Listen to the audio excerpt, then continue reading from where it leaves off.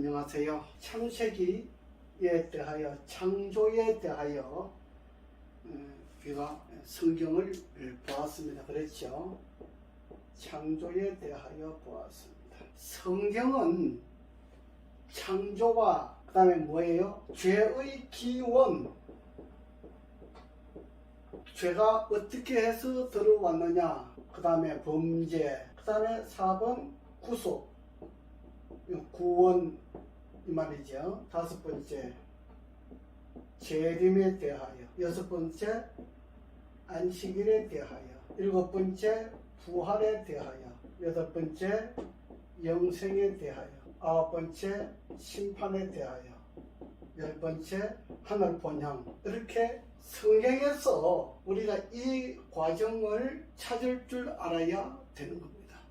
이 과정을 알지 못하면 우리가 성경을 안다고 이야기할 수가 없습니다. 많은 사람들이 신앙이 좋다고 하는 사람들이 교회는 열심히 가지만 정작 이런 데 관하여 이렇게 잘 이해하고 아는 사람이 없다고 하는 이야기를 하는 겁니다. 오늘 제가 두 번째로 죄의 기원, 죄가 어떻게 들어왔느냐 중요하잖아요.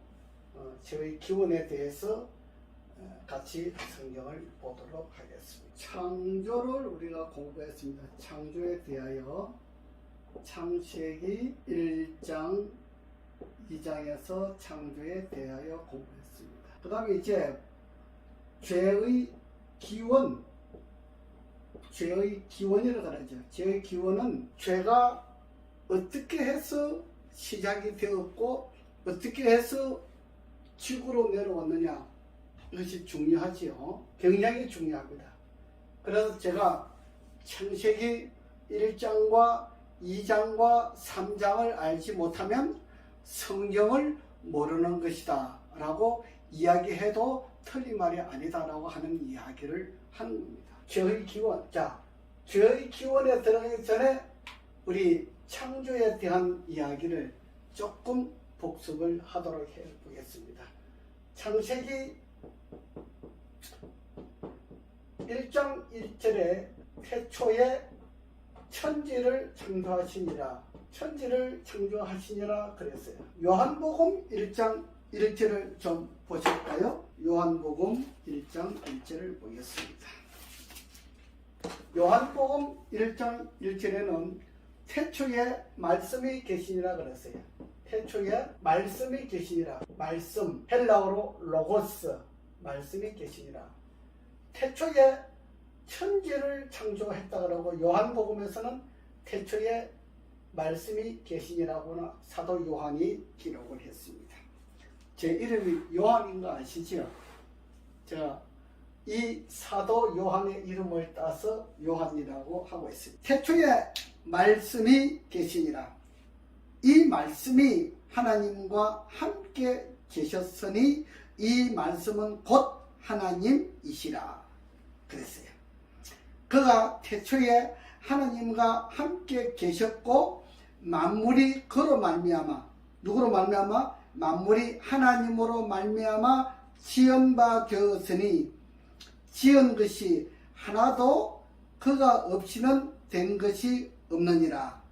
그 안에 생명이 있었으니 이 생명은 사람들의 빛이라. 이렇게 얘기했습니다.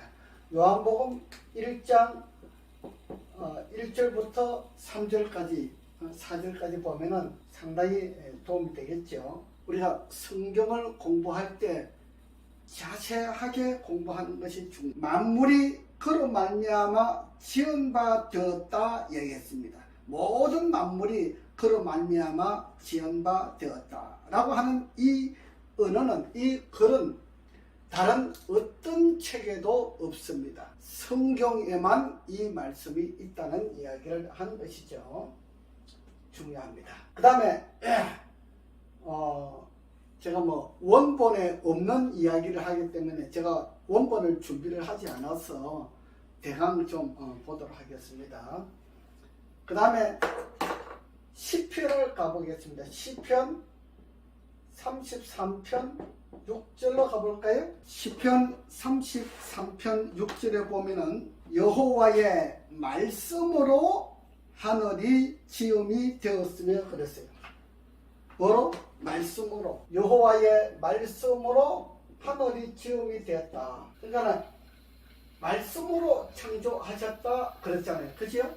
말씀으로 창조를 하셨다. 여호와의 말씀으로 하늘이 지음이 되었으며 그 만상이 그 입 기운으로 이루었도다. 제가 바닷물을 모아 무더기같이 쌓으시며 깊은 바닷물을 곳간에 두시도다. 온 땅은 여호와를 부러워하며 세계의 모든 거민은 그를 경외할지어다. 저가 말씀하심에 이루었으며 명하심에 견고히 섰도다. 시편 33편 6절로 9절까지 있는 이 말씀을 간직하면 참 좋습니다. 여러분들 저하고 성경 공부할 때에 메모를 하세요. 메모를 해가지고 성경절만 이렇게 보셔도 여러분들 도움이 많이 됩니다. 예. 이 과정들을 이제 좀 보고 그 다음에 누가복음 10장을 좀 보실까요? 누가복음 10장 18절을 좀 보겠습니다. 누가복음 10장 18절 보면은 예수께서 이르시되 사탄이 하늘로서 번개같이 떨어지는 것을 내가 보았노라 그랬어요. 사탄 하늘에서 떨어졌다. 번개같이 떨어지는 걸 보았다. 예수님께서 누가복음 10장 18절에 이렇게 이야기하고 있습니다. 사탄이 하늘에서 번개같이 떨어지는 것을 보았다. 이 말씀을 이제 종합해서 이제 말씀을 드리려고 하는 겁니다. 그 다음에 우리 사도행전 1장 8절을 볼까요? 사도행전 1장 9절. 자, 좀 볼까요? 사도행전 1장 9절에 보면은 1장 8절부터 볼게요. 오직 성령이 너희에게 임하시면 너희가 권능을 받고 예루살렘과 온 유대와 사마리아와 땅 끝까지 이르러 내 증인이 되리라 하시니라. 그 다음에 9절. 이 말씀을 마치시고 저희 보는 데서 올리워 가시니 구름이 저를 가리워 보이지 않게 하더라. 올라가실 때에 제자들이 자세히 하늘을 쳐다보고 있는데 흰옷 입은 두 사람이 저희 곁에 서서 가로되 갈릴리 사람들아 어찌하여 서서 하늘을 쳐다보느냐. 너희 가운데서 하늘로 올리우신 이 예수는 하늘로 가심을 본 그대로 오시리라 하였느니라. 사도행전 1장 9절로 11절까지에 있는 말씀입니다. 그렇죠? 이 성천하는 과정을 보여주시죠. 성천하는 과정을 보여줍니다. 그 다음에 마태복음을 좀 보겠습니다. 마태복음 28장, 마태복음 23장. 마태복음과 누가복음은 예수님께서 예비일날 십자가에 돌아가시는 과정이 나와요. 예비일은 금요일을 예비일이라 그래요. 그 다음에 안식일에 무덤에 계시고, 그 다음에 첫째 날 미명, 첫째 날 새벽에 부활을 했다 이 말이죠. 미명에 부활을 했다 그래요. 제가 그 유행기 박사가 쓴 성경 강해서가 있어요. 강해 주석이 있죠. 그걸 봤는데 유행기 박사가 뭐라고 기록하고 있냐 하면은 예수님께서 일요일날 부활했기 때문에 부활절을 지킨다. 그래서 구약시대에는 토요일날 안식일을 지키는데 예수님께서 부활하고 난 다음부터는 일요일날 예배를 대신 지킨다 이렇게 이야기를 하고 있습니다. 과연 그 말이 성경에 있는 이야기입니까? 없습니다. 여러분 성경을 가지고 증명을 해야 돼요. 성경에 없는 이야기는 그거는 가짜예요. 그거는 하나님께서 보실 때 하나님께서 인정하지 아니하는 내용이다 이 말입니다. 무슨 이야기인지 아시죠? 여러분들이 일요일날을 안식일이 토요일에서 일요일로 옮겨졌다고 하는 이야기를 여러분들의 성경에서 찾으면 대단한 사람이에요. 예, 그분 따라가시면 돼요. 근데 100년 동안 그 퀴즈를 낸 사람이 있어요. 내가 100만 불 주겠다고. 아무도 그 돈을 타간 사람이 없습니다. 그 말은 성경에 토요일날 안식일 토요일에서 일요일날로 예배일이 옮겼다고 하는 그 글자가 그 언어가 없다고 하는 이야기입니다. 중요한 이야기를 하는 거예요. 제가 왜 죄의 기원에 대해서 들어가기 전에 이 말씀을 드리느냐, 이제 중요한 과제가 나오기 때문에 그래요. 그 다음에 뭐 나중에 이야기할 것입니다만은 또 하나 짚고 넘어갈 것이 있어요. 성경에는 부활을 인정합니다. 그지요? 부활은 기독교인이면 인정합니다. 근데 옛날에 성경에 여러분 사두개인이 나오죠. 사두개인은 부활을 인정하지 않는 파가 사두개파입니다. 성경에 쭉 그런 것이 나오죠. 옛날에는 부활했다 그러면 그 교인들 참 매우 위험한 생활을 했어요. 부활이라는 이야기를 잘 못했다 이 말이죠. 부활했다는 이야기는 있어요. 그런데 부활절을 지키라 하는 것이 성경이 없다는 이야기입니다. 여러분 찾아보세요. 부활절을 지키라고 일요일날 예수님께서 부활했기 때문에 부활절을 지키라고 하는 그 이야기가 있는지, 성경에 그 말씀이 있는지 찾아보세요. 찾아보고 있으면 내가 가지고 있는 모든 걸 다 드리겠습니다. 모든 걸 다 드리겠습니다. 성경이 없는 걸 가지고 여러분 있다고 누가 말하는 대로 따라가지 마세요. 그것이 여러분도 거짓말쟁이가 되는 거예요. 같이 거짓말쟁이가 되지 마세요. 성경에 부활절을 지키라 하는 것이 없다고 하는 사실을 분명히 알으셔야 돼요. 그러면 일요일 예배가 언제부터 시작되었느냐, 역사를 보아야 돼요. 내가 안식일 문제에 갈 때에 그 역사가 어떻게 변화가 일어났는지, 로마 콘스탄틴 황제로 말미암아 천주교회와 로마 콘스탄틴 황제로 말미암아 이 세상이 핍박이 주어졌을 때에 유대인들이 항복을 하고 일요일을 지키는 과정이 나오는데, 그것이 서기 356년도에 그때 그 과정이 나옵니다. 그거는 안식일 문제 다룰 때 나중에 하고, 오늘은 죄의 기원에 대해서 말씀을 드리도록 하겠습니다. 오늘 이 글자를 써놓았죠. 천지. 우리가 이 지구 태초에 천지를 창조하시니라는 이 지구를 창조했죠. 지구. 천지는 지구에 대한 이야기를 하는 것이죠. 근데 오늘은 우주에 대한 이야기를 하려고 그래요. 우주에 대한 이야기를. 계시록 12장 7절을 보겠습니다. 요한계시록 12장 7절. 이를 교회에서 이 요한계시록과 다니엘을 손대면은 손대지 말라 그래요. 그 함부로 손대는 것이 아니라고 손대지 말라 그래요. 근데 제가 오늘 요한계시록에 대한, 앞으로 창세기에 대한 것을 자세하게 설명할 겁니다. 두 번째, 다니엘을 공부하게 될 것입니다.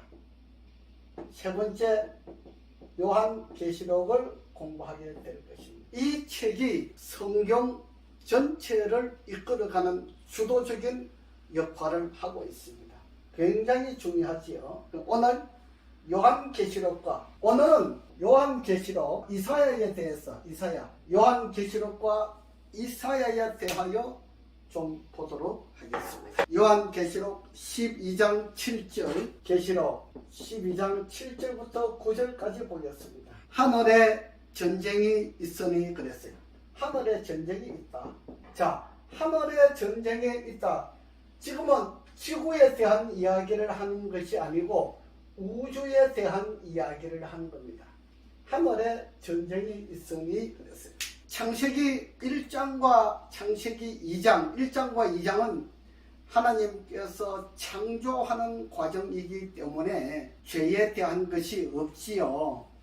이제 3장부터 요한계시록 20장까지 21장, 22장은 또 새하늘에 대해서 나오기 때문에 요한계시록 20장까지 전쟁에 대한 이야기를 기록하고 있습니다. 이 성경은 전쟁 역사를 기록하고 있습니다. 예루살렘이 무너지기를 예언하였죠. 전쟁 역사. 이방인과 이스라엘 백성과 이방인이 싸우는, 하나님 백성과 이방인들이 싸우는 전쟁 역사. 그 역사를 기록한 것입니다. 그 역사를 기록한 것인데 우리는 성경 중에서 모세오경이 대단히 중요하지요.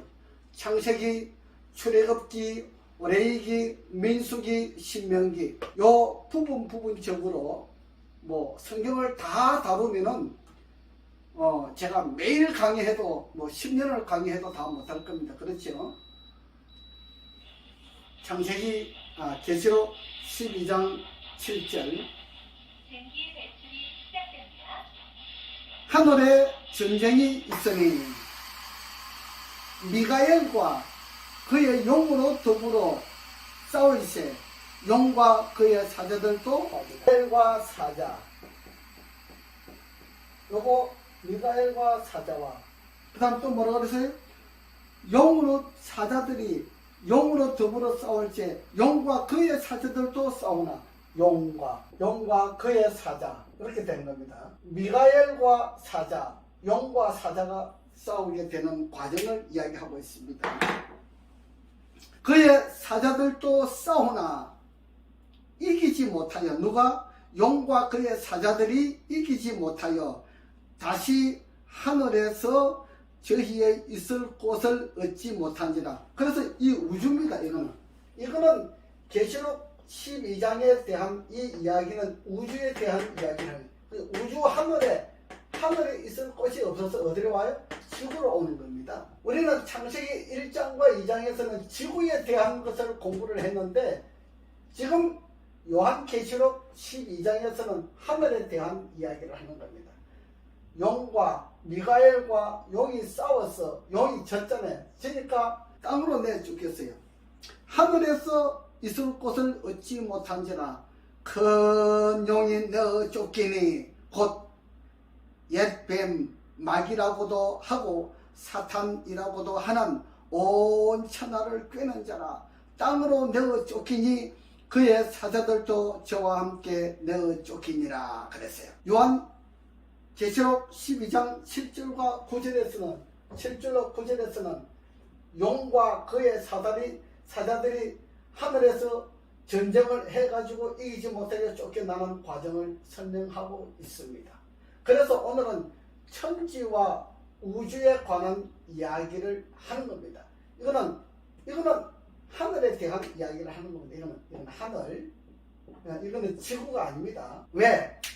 창세기 3장에 들어가기 전에 범죄가 먼저 있었다고 하는 것을 설명을 하고 그 다음에 창세기 3장에 들어가게 됩니다.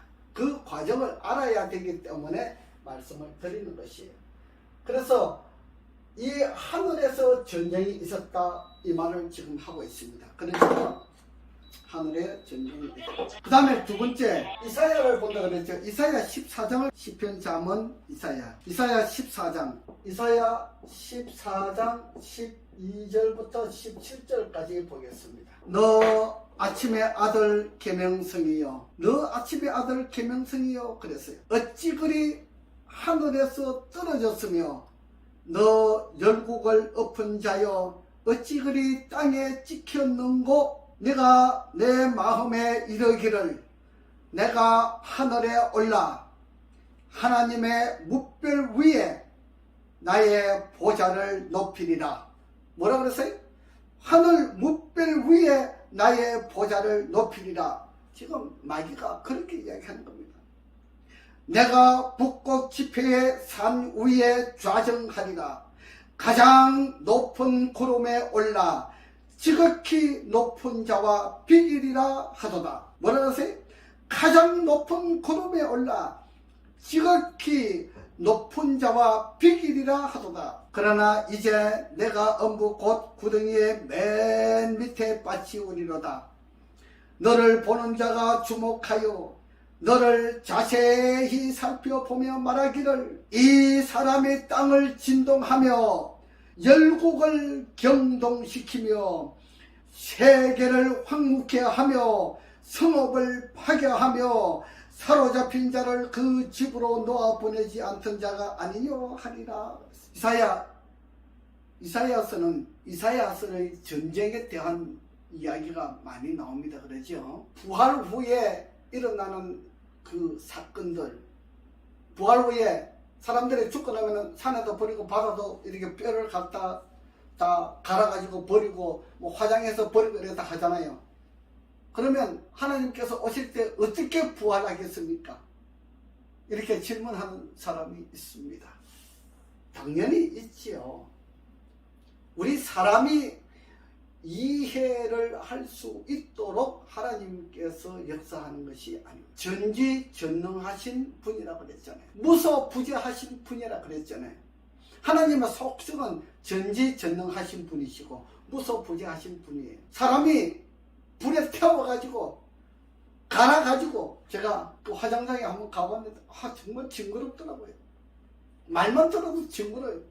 태워가지고 그걸 또 갈아가지고 사람을 태우면요 한 번 더 죽는데요. 통증이 있다고 하더라고요. 한 번 더 죽는다고 하더라고요. 그 일하는 사람들이 그냥 뼈가지를 그냥 망치를 가지고 두드려 부셔가지고 갈아요. 여러분, 갈아가지고 버리는 것도 보통 일이 아니에요. 그렇게 다 버렸는데 어떻게 부활할 때 다 모아가지고 사람으로 만들어놨느냐? 이것이 하나님의 능력이에요. 이것이 하나님의 전지전능하신 분이라고 하는 것을 이야기하는 것이에요. 이런 걸 할 줄 모르는 사람이 하나님이라고, 뭐 신천지 교회 이만희가 하나님이라고 이야기한다면요, 우리가 이 성경을 잘 알지 못하면 이런 문제가 생기는 거예요. 이사야 14장 12절부터 15절까지 14절까지 굉장히 중요한 문제가 나오지요. 너 아침의 아들 계명성이여 어찌 그리 하늘에서 떨어졌으며 너 열국을 엎은 자여 어찌 그리 땅에 찍혔는고. 내가 내 마음에 이르기를 내가 하늘에 올라 하나님의 묵별 위에 나의 보좌를 높이리라. 내가 북극 지폐의 산 위에 좌정하리라. 가장 높은 구름에 올라 지극히 높은 자와 비기리라 하도다. 이것이 마귀가 가지고 있는 정체입니다. 아까 제가 누가복음 10장 18절에서 예수님께서 보니까 사탄이 하늘에서 번개같이 떨어지는 것을 보았다 그러셨잖아요. 그렇죠? 우리 지구가요, 이 태양계 안에 우리는 태양과 지구가 있잖아요. 태양과 지구의 이 관계를 우리가 한번 좀 또 보면 이 하늘이 얼마나 웅장한 것인지를 좀 이해할 수가 있습니다. 태양이요, 지구의 138만 배라고 합니다. 138배가 아니고 138만 배로 크다고 그래요. 태양이 어마어마하지요. 빛의 속도로 1년 동안 가는 거리를 1광년이라고 그랬잖아요. 빛의 속도로 1년 동안 가는 시간, 그 거리를 1광년이라 그래요. 그러면 목성과 화성과 수성, 금성 이런 데는 지구에서 거기까지 가는 거리가 얼마느냐? 빛의 속도로 800광년이라 그래요. 800년 동안 빛의 속도로 800년 동안 가야 목성을 갈 수 있고 화성을 갈 수 있고 금성을 갈 수 있다고 하는 이야기를 하는, 저는 잘 모르는데 천문계 학자들이 그렇게 이야기를 해요. 어마어마하게 큽니다. 이 우주는 어마어마하게 큽니다. 말할 수 없이 큽니다. 로스벨 천사가 타락할 때에 왜 타락했겠습니까?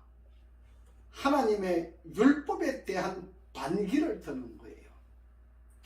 틀렸다. 하나님의 율법에 대해서 틀렸다. 이렇게 하면 안 된다. 고쳐야 된다. 자기 편한 대로 고쳐야 된다. 이렇게 이야기를 하는 거예요. 율법 싸움이잖아요. 지금 그러면 이 지상에서 어떤 싸움이 일어날 것이냐?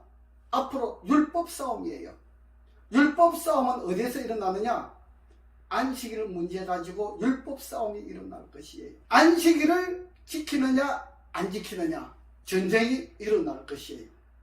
이 마지막 세상은 안식일과 다른 날 예배 드리는 사람과의 싸움이 전쟁이 일어날 것이에요. 그것이 오늘날 이 세상 마지막 아마겟돈 전쟁을 준비하고 있는 것입니다. 제가 아마겟돈에 대해서 이야기를 한다 그랬지요. 대단히 중요한 이야기가 남아 있습니다. 자, 제가 왜 예수님께서 성천하신 것을 보여드렸느냐 하면은, 우리가 빛의 속도로 화성을 가고 목성을 가고 금성을 가는 것도 빛의 속도로 800년이 걸리는데, 예수님께서 사도행전 1장 8절 9절에 보면은 성천하시는 장면이 나오잖아요. 이해가 안 되지요. 바로 예수님께서는 하나님의 자리로 가게 되는 과정을 보여주고 있습니다. 이 어마어마한 큰 이 은하계가 10만 광년이라 그랬잖아요. 빛의 속도로 10만 년 동안 가는 거리를 10만 광년이라 그래요. 이 은하계가 그런데 이 우주에 이 은하계가 수천 개 있다. 한 개, 두 개 있는 게 아니고 수천 개 있다. 근데 이 우주가 얼마나 광활한지 이거 인간으로서는 표현을 할 수가 없는 것이에요. 이 죄가 이렇게 해서 하늘에서 전쟁을 일으켜서 죄를 지은 사람이, 죄를 지은 피조물이, 루스벨 천사가 그 무리들을 데리고 내려와야 되는데 갈 곳이 없잖아요. 그래서 지구를 내려오는 것이에요. 그것이 창세기 3장에서, 그래서 아담과 하와가 동산에 있는데, 이 나쁜 사람들은요, 우리가 일반적으로 그래요.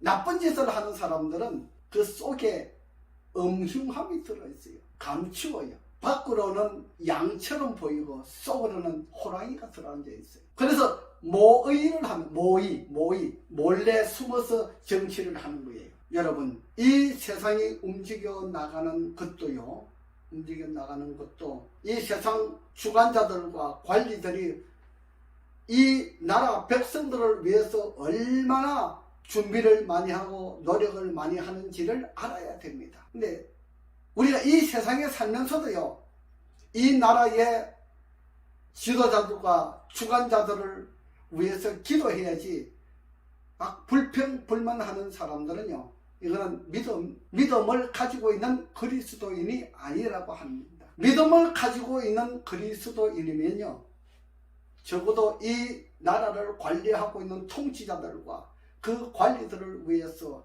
좀 더 잘 할 수 있도록 기도를 해야 돼요. 여러분, 다니엘이 바벨론의 포로 잡혀가서 불평불만했습니까? 기도를 많이 했습니다. 정말 하나님의 백성들은 기도를 많이 해야 되는 거예요. 쓸데없는 말 많이 하지 마세요. 바로 루스벨 천사가 타락하는 것도 쓸데없는 짓을 한 거잖아요.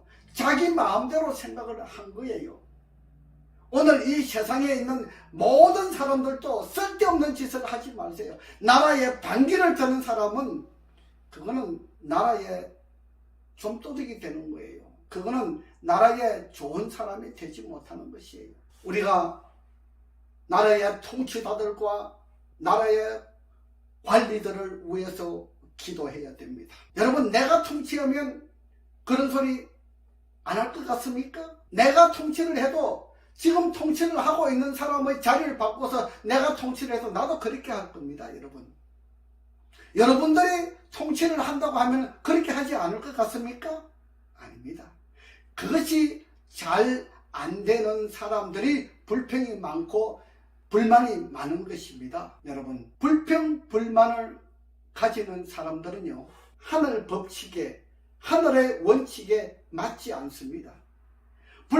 이 세상에서도 불평불만을 많이 하는 사람은요, 하늘 본향, 하늘나라에, 하늘 본향에 갈 수 있는 자리가 위태합니다. 자리가 보존될 되기가 어렵다고 하는 이야기를 하는 것입니다. 오늘 이 세상에서도 불평불만 없이 다니엘처럼 이 나라를 위해서 기도하고 하나님 백성을 위해서 기도하는 사람이 되어야지, 불평불만을 하는 사람은 이루어 나가는 것이 하나도 없습니다. 이 세상에 불평불만하는 사람들은 이 세상을 파괴하는 사람들이에요. 하나님의 백성들은 절대 불평불만을 해서는 안 됩니다. 알으셨죠? 이제 다음번에는 창세기 3장 범죄에 대하여 연구하기 전에 오늘 죄가 어떻게 만들어져서 이 지상으로 내려왔는가, 그 과정을 보여드렸습니다. 그래서 창세기 3장을 공부하기 전에 이 죄가 어떻게 해서 들어왔는가를 알아야만이 창세기 3장을 이해하기가 훨씬 수월하고 좋기 때문에 이 말씀을 드립니다. 오늘은 여기까지 하겠습니다. 감사합니다.